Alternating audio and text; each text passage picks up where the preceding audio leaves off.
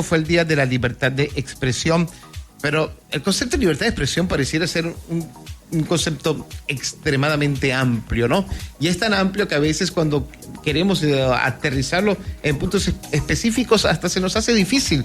Y para pues encontrar el cómo sí de las cosas, para entender que usted también tiene derecho a la libertad de expresión, pero que su libertad de expresión también, aunque hablamos de libertad, quizás pueda tener algún límite.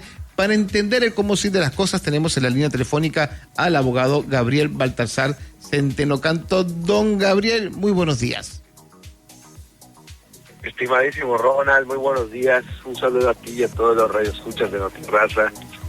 Oiga, don Gabriel, como yo tengo libertad de expresión y yo quiero ejercer mi libertad de expresión en esta comunicación, yo te puedo decir 10 adjetivos peyorativos y no pasa nada. Pero todo depende. Entre ellos americanista. Afortunadamente soy pumista.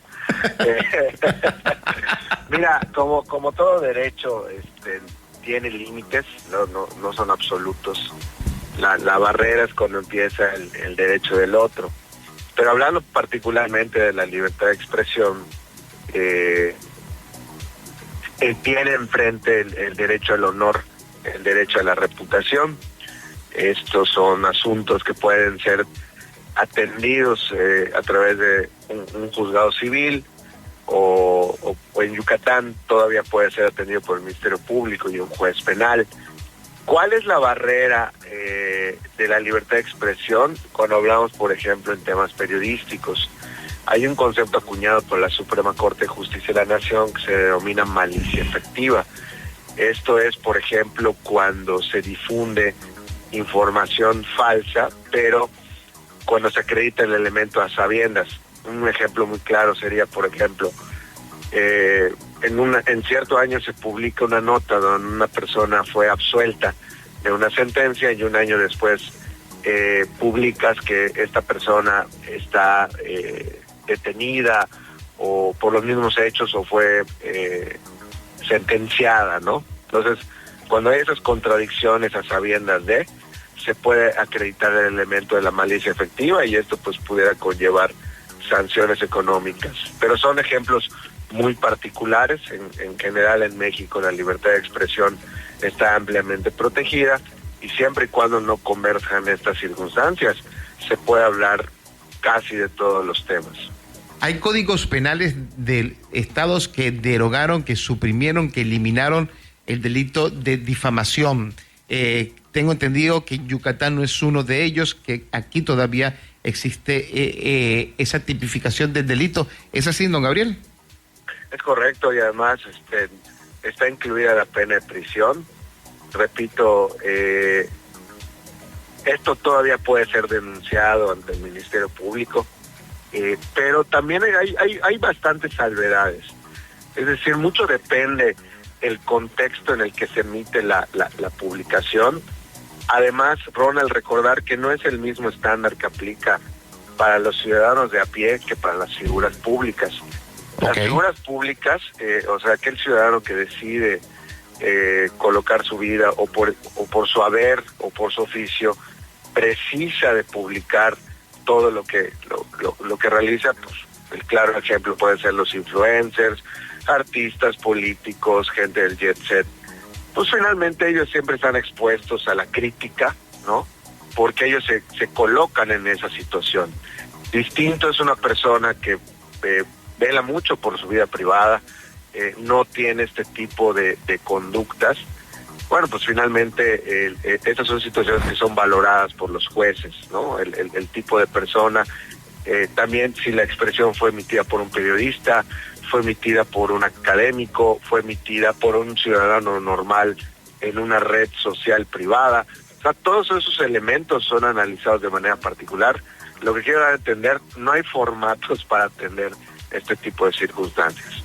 Y me imagino, Gabriel, que con esta explosión de las redes sociales, de esta creación, invención y empleo de las redes sociales, en la cual prácticamente todo aquel que tenga una cuenta de Facebook, de Twitter e Instagram, prácticamente tiene un medio de comunicación.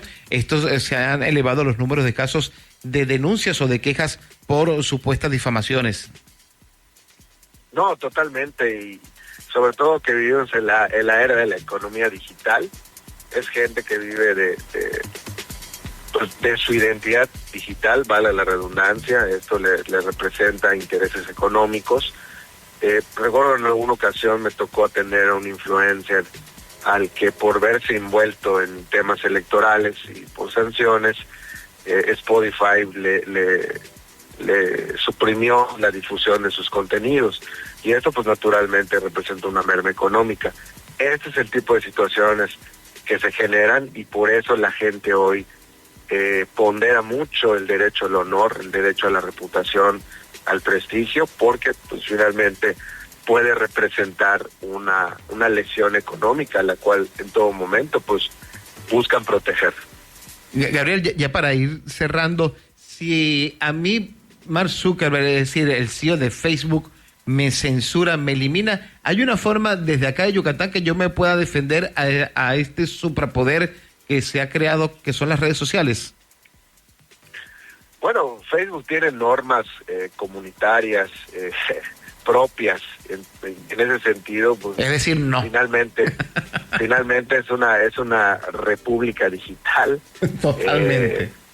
Yo creo que ahí, más que acudir a un abogado, hay que contratar una estratega digital. Son ellos los que conocen de estas normativas.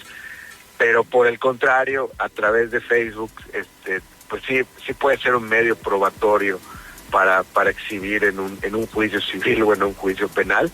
Así que hay que tener mucho cuidado, mucha prudencia con lo que se publica, pero bueno, entendiendo que al final la emisión de una opinión, de una idea, pues es algo que en México resulta ser sagrado. O sea, somos un país que, comparado con otros en el orbe, pues todavía tenemos el sagrado derecho de emitir nuestra opinión, inclusive en términos muy duros hacia los políticos, hacia figuras públicas, o por ejemplo, como bien decías tú, en el fútbol, ¿cómo te puedes expresar respecto de tus amigos americanistas? Es algo que todavía puedes hacer en este país. Y son mis amigos. Son mis amigos. Y juegas pádel con ellos. Sí, saludos a Raúl Aranda, por ejemplo. Ándale.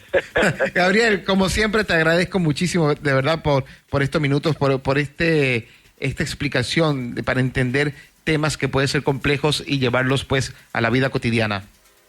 No, al contrario, muchísimas gracias a ti por el espacio para comentarlo con la ciudadanía. Y pues bueno, no me queda más que ponerme a las órdenes en mis redes sociales, como Gabriel Baltasar Centeno Canto. Puedes encontrarme en Facebook, Instagram y TikTok. Bien, muchísimas gracias. Gracias, Ronald.